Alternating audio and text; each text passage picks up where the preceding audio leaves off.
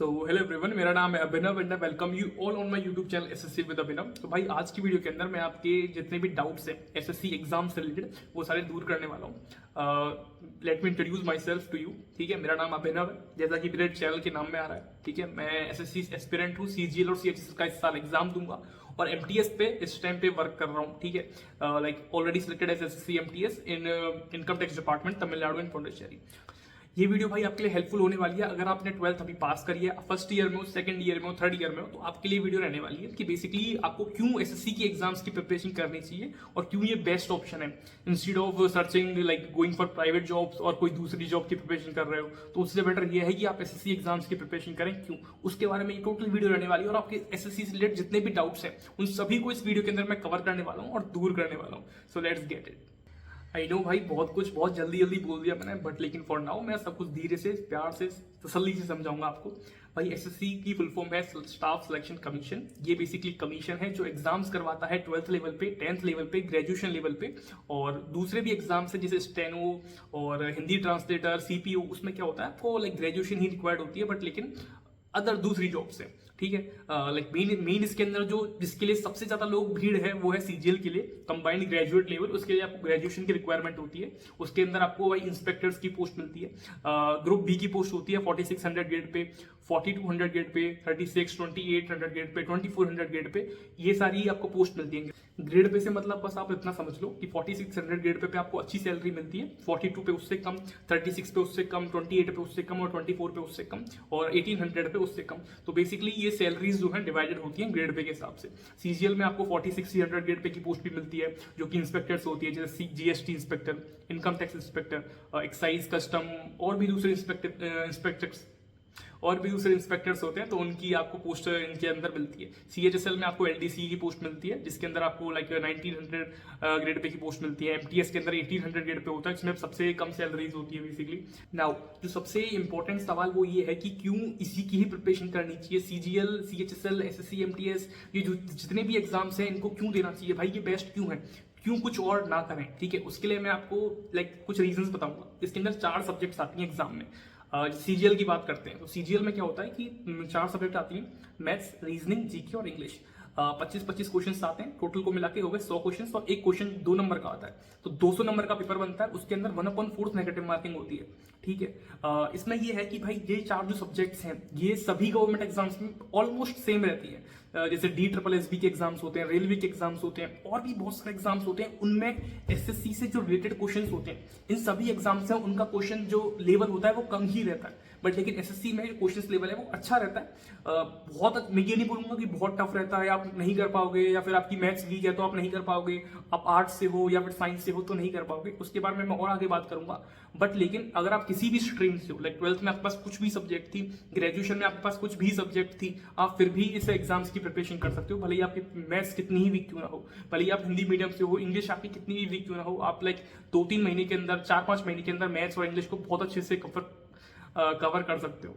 ठीक है, तो इसलिए मैं बताता हूँ कि ये जॉब बेस्ट है क्योंकि 4 सब्जेक्ट आ रही हैं, उसी के बेसिस पे like CGL, CHSL, MTS, steno, CPO, इन सभी के जो प्री एग्जाम्स और मेंस है सबको क्लियर कर सकते हो आप केवल इन 4 सब्जेक्ट्स को रटने के बाद। अब जैसे मैं खुद अगर अपनी प्रिपरेशन बताऊं तो भाई मैंने सीजीएल की प्रिपरेशन करी थी। सीजीएल की प्रिपरेशन करी, उससे मैंने सीजीएल का प्री क्वालिफाई किया हुआ है, सीएचएसएल का प्री क्वालिफाई किया हुआ है, उसमें कुछ ही नंबर से रहा हूं मैं सीएचएसएल के मेंस में। सीजीएल के लिए मैं एलिजिबल नहीं था, इस बार मेरा फर्स्ट अटेम्प्ट होगा एलिजिबल वाला, और मैंने केवल सीजीएल की प्रिपरेशन करी है भाई। एमटीएस का एक भी दिन मॉक भी नहीं दिया ना, केवल मैंने मतलब ये था कि एक दिन पहले, एग्जाम से पहले मेरा मन भी नहीं था एग्जाम को देने का।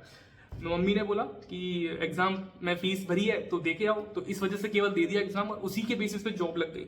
समझ रहे हो? तो मतलब सीजीएल की प्रिपरेशन कर रहा था, मिले एमटीएस गया, हालांकि उसकी प्रिपरेशन जारी है। तो समझाना मैं ये चाह रहा हूँ कि आप किसी भी एग्जाम की अगर प्रिपरेशन कर रहे हो तो इसमें क्या सारा सिलेबस सेम है तो लिंक्ड रहता है। अगर आप ये प्रिपरेशन वेस्ट नहीं जाएगी। जैसे क्या होता है कुछ लोग नीट की प्रिपरेशन करते हैं, आईआईटी की प्रिपरेशन करते हैं, अगर उसमें नहीं हुआ तो कुछ भी नहीं भाई, खत्म फिर करिए। उसके बाद क्या है कि अगर मेरे कुछ दोस्त हैं भाई, उन्होंने नीट की प्रिपरेशन करी है, 4 साल से तैयारी कर रहे हैं 12th के बाद, लेकिन कुछ सेंस नहीं बन रहा उनका, कुछ भी सेंस नहीं है। अब नीट की प्रिपरेशन खत्म, अब वो एसएससी पे आ रहे हैं 4 साल बाद ग्रेजुएशन करने के बाद, तो कोई सेंस बना उस चीज का? नहीं बना। बट लेकिन अगर 12th के बाद आप इन 4 सब्जेक्ट पे मैथ्स, इंग्लिश, रीजनिंग और जीके पे फोकस कर लो तो मतलब ना केवल एसएससी के एग्जाम्स, रेलवे के एग्जाम्स, बैंक्स के एग्जाम, DSSB के एग्जाम, सभी के एग्जाम्स को फोड़ सकते हो। तो एक ये ऐसी इन्वेस्टमेंट है यार कि जिसमें से रिटर्न्स जो मिलेंगे ना पक्का 100% श्योर अच्छे ही मिलेंगे, समझ रहे हो। तो इसलिए मैं आपको सजेस्ट करूंगा कि आप इन 4 सब्जेक्ट्स को बहुत अच्छे से कवर करो आफ्टर 12th, जिससे क्या है कि गवर्नमेंट जॉब को आप श्योरिटी कर लो अपनी। नाउ भाई, जैसे मैंने आपको सीजीएल के बारे में बताया कि ये ग्रेजुएशन लेवल का एग्जाम होता है, ऐसे ही सीएचएसएल एग्जाम होता है, ये 12th लेवल का होता है। इसमें मतलब सीजीएल और सीएचएसएल में कोई अंतर नहीं होता, केवल और केवल मेंस में 30 क्वेश्चंस 30 नंबर कम हो जाते हैं। मतलब मेंस में सीएचएसएल में 360 नंबर का पेपर होता है और सीजीएल मेंस का जो पेपर होता है वो 390 नंबर का होता है। बाकी सिलेबस, क्वेश्चन ऑफ लेवल्स बिल्कुल सेम रहता है, कुछ भी अंतर नहीं है, ठीक है। बस सैलरीज का डिफरेंस रहता है क्योंकि उसमें ऊंची पोस्ट मिलती है सीजीएल में, सीएचएसएल में 12th लेवल की पोस्ट मिलती है। ऐसी एक एग्जाम होता है एमटीएस का, मल्टीटास्किंग स्टाफ। इसके अंदर आपको भाई 2 सेक्शंस होते हैं इसके अंदर, सेक्शन 1 और सेक्शन 2। सेक्शन 1 के अंदर मैथ्स और इंग्लिश होती है, जिसमें केवल आपको मैथ्स और रीजनिंग होती है, जिसको आपको केवल क्वालिफाइंग करना होता है। 40 में से केवल 13 क्वेश्चन सही करने होते हैं, 20-20 क्वेश्चन होते हैं मैथ्स और रीजनिंग के, इसमें से केवल आपको 13 क्वेश्चन सही करने हैं। और दूसरा सेक्शन इसमें इंग्लिश और जीके होती है, दोनों के भाई 25 क्वेश्चन होते हैं, 25-25 क्वेश्चन होते हैं और 3 नंबर का एक क्वेश्चन होता है, तो 75-75 150 नंबर का पेपर होता है, उसमें से आपको कट ऑफ क्वालिफाइंग करनी होती है। तो बस ये एग्जाम है। एसएससी सीपीओ का होता है, स्टेनो का होता है, वो भी बिल्कुल कंप्लीटली बेस्ड सीजीएल की ही प्रिपरेशन पे बेस्ड होते हैं, ठीक है, पूरी तरह। अगर आपने सीजीएल की अच्छी से प्रिपरेशन कर ली तो स्टेनो का प्री, सीपीओ का प्री, सीपीओ का मेंस सब कुछ आप क्लियर कर सकते हो, ठीक है। अब लोग यार देखो, लोगों के मन में ये डाउट्स आता है कि भैया मैंने प्रिपरेशन पूरी कर ली है, सिलेबस पूरा कर लिया, लेकिन मॉक्स में नंबर नहीं बढ़ रहे हैं या फिर नंबर नहीं आ रहे हैं, पेपर में कॉन्फिडेंस नहीं आ रहा है, टाइम मैनेजमेंट नहीं हो रहा है। मैं आपको एक चीज बता दूं कि एग्जाम में 60 मिनट्स होते हैं, उसके अंदर आपको 100 क्वेश्चंस करने होते हैं। तो ये सुनकर ही काफी लोग घबरा जाते हैं कि 1 मिनट से भी कम टाइम है एक क्वेश्चन को करने के लिए, ठीक है। मैथ्स कैसे करेंगे इतने टाइम में, जीके कैसे करेंगे, इंग्लिश कैसे करेंगे, भाई सब हो जाता है, don't worry for that. But लेकिन उसके लिए आपको मॉक्स लगाना बहुत इंपॉर्टेंट है। कुछ लोग सोचते हैं कि भाई मैं पहले सिलेबस कंप्लीट कर लेता हूँ उसके बाद ही मॉक्स लगाना चालू करूंगा। भाई ये चीज अपने माइंड से बिल्कुल निकाल दो, ठीक है, कि सिलेबस का वेट करोगे कि सिलेबस कंप्लीट हो जाएगा उसके बाद ही मॉक्स लगाएंगे। नहीं भाई, सिलेबस स्टार्ट बाद में करना, पहले मॉक्स लगाना चालू कर दो, क्योंकि उससे आपको पता चलेगा कि पहले क्वेश्चंस कैसे बन रहे हैं, ठीक है। अगर आपको अपने ओपोनेंट के बारे में पता ही नहीं है कि उसकी पावर्स क्या हैं, उसके पास वेपन्स कौन कौन से हैं, तो आप उससे लड़ने पहुंच जाओगे कि लड़की सीखूंगा कि कैसे क्या होगा, तो आप हारोगे, ऑब्वियसली बात है। पहले उसके बारे में पूरी इन्फॉर्मेशन ग्रैब करोगे तभी तो उसकी प्रिपरेशन करोगे, लाइक उससे लड़ने तभी तो जाओगे। तो बेटर ऑप्शन ये है कि पहले उसकी कमजोरियों का पता चले, कैसे क्वेश्चन आ रहे हैं एग्जाम में वो पता चले और कहाँ से बन रहे हैं क्वेश्चन। तो इसके लिए मैं आपको सजेस्ट करूंगा कि मॉक्स लगाना चालू कर दो भाई, ठीक है। ऑनलाइन लगा रहे हो, ऑफलाइन लगा रहे हो, इट्स योर चॉइस, बट मेरा सजेशन ये है कि आप ये ओसवाल बुक्स है, ठीक है, इसके अंदर बेस्ट पार्ट ये है कि भाई सीजीएल और इसके अंदर 2 बुक्स आती हैं, सीजीएल और सीएचएसएल की। इसके अंदर आपको ये है कि मतलब 2017 से लेके अब तक जो पेपर बनाने वाला वेंडर है वो टीसीएस ही है, और उसने मतलब शिफ्ट्स कुछ हार्ड भी रखी हैं और कुछ इजी भी रखी है। तो बेस्ट शिफ्ट जो है जिनमें अच्छे क्वेश्चंस डाले गए हैं, उन अच्छी क्वेश्चंस का पूरा कंपाइलेशन इस बुक के अंदर है, और आपको कहां से क्वेश्चन कराने हैं और कहां से कितने क्वेश्चंस बनते हैं। जैसे सीजीएल में सपोज करो इंग्लिश में 25 क्वेश्चंस आते हैं, तो एंटोनिम्स कितने आते हैं, सिनोनिम्स कितने आते हैं, वन वर्ड्स कितने आते हैं, और ग्रामर से कितने क्वेश्चंस बनते हैं, उनका पूरा कंपाइलेशन इसके अंदर है। मैथ्स में ट्रिग्नोमेट्री से कितने क्वेश्चंस होते हैं, 2 या 3, दो तीन कितने भी क्वेश्चंस होते हैं, उनका पूरा कंपाइलेशन इन दोनों बुक्स के अंदर आपको देखने को मिलेगा, सीजीएल और सीएचएसएल के बारे में। तो पूरी इंफॉर्मेशन इनके अंदर है, आप इनको कंसीडर कर सकते हो, और इनकी लिंक्स जो है मैंने डिस्क्रिप्शन में डाली हुई है, वहां से आपका पूरा माइंडसेट क्लियर हो जाएगा कि आपकी प्रिपरेशन इनकी करनी कैसे है। नाउ सबसे बड़ा डाउट ये है कि सब्जेक्ट्स तो मैंने बता दी कि इंग्लिश आ रही है, मैथ्स आ रही है, रीजनिंग आ रही है, जीके आ रही है, बट लेकिन क्वेश्चंस बन कैसे रहे हैं। कहीं 12th लेवल के वो क्या बोलते हैं डिफरेंशिएशन, इंटीग्रेशन वाले वो वाले क्वेश्चंस तो नहीं बन रहे, बीएससी लेवल के क्वेश्चंस तो नहीं बन रहे, ठीक है। बहुत टफ क्वेश्चंस तो नहीं आते कि जिसकी मैथ्स वीक है वो कर ही ना पाए। देखो 10th तक सबने मैथ्स पढ़ी है, मैंने भी पढ़ी है, आपने भी पढ़ी है, सब पढ़ते हैं 10th तक मैथ्स। जीके भी रहती है, रीजनिंग तो नहीं होती, बट लेकिन इंग्लिश भी रहती है, ठीक है, सबने पढ़ी होती है। अब क्वेश्चंस बिल्कुल 10th लेवल के आएंगे, ये मैं आपको गारंटी के साथ दे सकता हूँ। मैथ्स में भी, रीजनिंग में भी, इंग्लिश में भी और जीके में भी क्वेश्चंस जो आते हैं पूरे 10th लेवल के आएंगे। एक भी 11th क्लास का नहीं आएगा, 12th क्लास का नहीं आएगा, ना बीएससी वगैरह कुछ भी, वो तो बहुत दूर की बात है, ठीक है। केवल एनसीईआरटी से क्वेश्चंस आते हैं, बिल्कुल बेसिक क्वेश्चंस होते हैं, ठीक है। मैथ्स के वही profit and loss, trigonometry, I know trigonometry सबकी स्ट्रांग नहीं होती, बट लेकिन यूट्यूब पे बहुत टीचर्स हैं, अगर आप वीडियो पे कमेंट करोगे तो मैं उन टीचर्स की मतलब प्लेलिस्ट या फिर जो भी है फ्री जो कंटेंट है वो पूरी प्रोवाइड करने की कोशिश करूंगा। टेलीग्राम चैनल का लिंक दिया हुआ है, चैनल मेरा टेलीग्राम चैनल है, वो आप ज्वाइन कर सकते हो। जो भी फ्री कंटेंट मैं प्रोवाइड करवा पाऊंगा वो कर सकता हूँ आपके लिए। ठीक है, जो भी डाउट्स हैं एसएससी से रिलेटेड, जितने भी अगर आप न्यू बिगिनर्स हो तो उनसे रिलेटेड जो भी फ्री कंटेंट है, टीचर्स हैं, कौन सा टीचर बेस्ट है, कौन सा टीचर से क्या नहीं पढ़ना है, क्या पढ़ना है, वो सारी चीजें जो इन्फॉर्मेशन है वो मैं आपको प्रोवाइड करवा सकता हूँ। इस वीडियो में बताने का पर्पस ये है कि भाई डोंट वेस्ट योर टाइम, कहीं पर भी मत भटको कि मेरे को ये करना है या वो करना है। ठीक है, केवल और केवल एसएससी की तैयारी करो। इसमें कि आपको केवल 2 साल देने हैं भाई। फर्स्ट ईयर में हो तो अभी से 2 साल दोगे, जो थर्ड ईयर तक आपकी प्रिपरेशन बहुत अच्छे से हो जाएगी, बहुत ज्यादा अच्छे से। इंग्लिश, मैथ्स, रीजनिंग, देखो रीजनिंग को आप मुश्किल से मुश्किल 3 महीने में निपटा सकते हो। रीजनिंग का और जितने भी सब्जेक्ट्स हैं उन सभी का जो सिलेबस है वो यूट्यूब से या फिर गूगल से डाउनलोड कर सकते हो आप। अगर वहां से भी नहीं मिल रहा तो मैं अपने टेलीग्राम चैनल पे प्रोवाइड करवा दूंगा। मेरे को एक मैसेज कर देना बस कमेंट्स में कि वहाँ पे सिलेबस चाहिए सबका, तो फ्री सिलेबस मैं आपको प्रोवाइड करवा दूंगा। All you have to do is कि रीजनिंग में 2-3 महीने में आप कंप्लीट कर सकते हो उसे। करना ये है, जैसे कि क्वेश्चन होता है, एक टॉपिक होता है डाइस, और उसके क्वेश्चंस कैसे लगाने हैं आपको, प्रैक्टिस कहाँ से करनी है, टीचर कहाँ से ढूंढना है, क्योंकि बेसिकली जो बेसिक्स हैं उस टॉपिक के वो तो टीचर ही पढ़ा सकता है, आप खुद नहीं सीख सकते ना। तो यूट्यूब पे आपको सर्च करना है केवल dice for SSC exams by any, मतलब किसी भी टीचर से डाल दो यार, बहुत सारे टीचर्स आ जाएंगे। तो रीजनिंग को आप केवल यूट्यूब से कर सकते हो।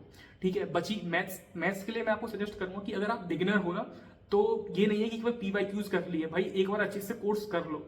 ठीक है, क्योंकि मेरे पास बहुत डाउट्स आते हैं कि क्या भैया केवल PYQs करने से मैथ्स का सिलेबस कंप्लीट हो जाएगा, या इंग्लिश का या फिर जीके का केवल PYQs से हो जाएगा। तो नहीं भाई, ऐसा नहीं होगा। एक बार अच्छे से कोर्स करो, क्योंकि अभी आपके पास टाइम है। प्रिपरेशन अच्छे से करोगे ना तभी बेटर होगा, वरना ये वाला अटेम्प्ट जो है वेस्ट हो जाएगा आपका। तो मैथ्स अगर आप कहाँ से कर रहे हो, तो मैथ्स के लिए मैं आपको सजेस्ट करूंगा कि मैथ्स के लिए पवन राव सर हैं। ठीक है, उनका एप्लीकेशन है सिंगकोरी एप्लीकेशन, और यूट्यूब पर भी पढ़ाते हैं। पवन राव बाय मैथ्स बाय पवन राव करके ऐसा नाम है उनका, तो चैनल का नेम। तो वहां से आप पढ़ सकते हो। बेस्ट मैथ्स पढ़ाते हैं भाई, विदाउट एनी कंट्रोवर्सी और एनीथिंग एल्स। ठीक है, तो वहां से आप पढ़ सकते हो मैथ्स। और इंग्लिश के लिए मैं आपको सजेस्ट करूंगा कि अमन वशिष्ठ सर जो हैं उनसे आप इंग्लिश कर सकते हो। उनका बेस्ट ले लो तो बेस्ट रहेगा, वरना यूट्यूब पे भी उनकी फ्री प्लेलिस्ट अवेलेबल है। अगर आपको नहीं मिलती है तो मेरे को मैसेज कर देना, मैं आपको प्रोवाइड कर दूंगा DM में, टेलीग्राम पे। ठीक है, बाकी बचा जीके के लिए मैं आपको सजेस्ट करता हूँ कि परमार सर से पढ़ सकते हो, या फिर GS टर्मिनल पे एक सर हैं उनसे भी पढ़ सकते हो। बाकी अगर आपको उनकी लिंक्स चाहिए तो मैं डिस्क्रिप्शन में डाल दूंगा सभी के चैनल्स की लिंक्स, या और भी कोई डाउट हो तो मुझसे पूछ सकते हो आप। एक ना मन में डाउट आता है कि यार हम ये एग्जाम देने वाले हैं, जैसे सपोज करो कि मैं कोई एग्जाम देने वाला हूँ, तो मेरे माइंड में ये आता है कि 100% मैं ये एग्जाम क्लियर ही कर लूंगा। ठीक है, अब जो न्यू बिगिनर्स हैं वो सोच रहे हैं कि CHSL और MTS का मैं इस बार एग्जाम दूंगा, क्या मैं अभी से प्रिपरेशन स्टार्ट करूं तो क्या वो क्लियर हो जाएगा। देखो, कुछ बात मैं कड़वी बोलूंगा बट लेकिन सच बोलूंगा, वो ये है कि एग्जाम क्लियर इतनी जल्दी नहीं हो पाता भाई। कुछ बहुत ही लाइक गॉड्स मैजिक हो जाए या फिर कुछ भी ऐसा चीज हो तो ही क्लियर एग्जाम हो सकता है, या फिर आपकी प्रिपरेशन जो है वो भाई वो 12th से पहले ही बहुत अच्छी चल रही है, तभी वो एग्जाम क्लियर कर सकते हो। अगर आप सोचो कि 3 महीने में ही स्टार्ट करें प्रिपरेशन और 3 महीने में एग्जाम क्लियर हो जाए, तो वो नेक्स्ट टू इम्पॉसिबल है यार। क्योंकि ऐसा नहीं है कि एक ही सोर्स से बुक आएगा। सपोज करो ये जीके की बुक है कोई, तो मैं आपको बोल दूं कि इसमें से ही सारे क्वेश्चन आएंगे, तो भाई हर किसी का सिलेक्शन हो जाता। GK is like a ocean, ठीक है, English is like a ocean, कहीं से भी कुछ भी वोकैब पूछ सकते हैं वो।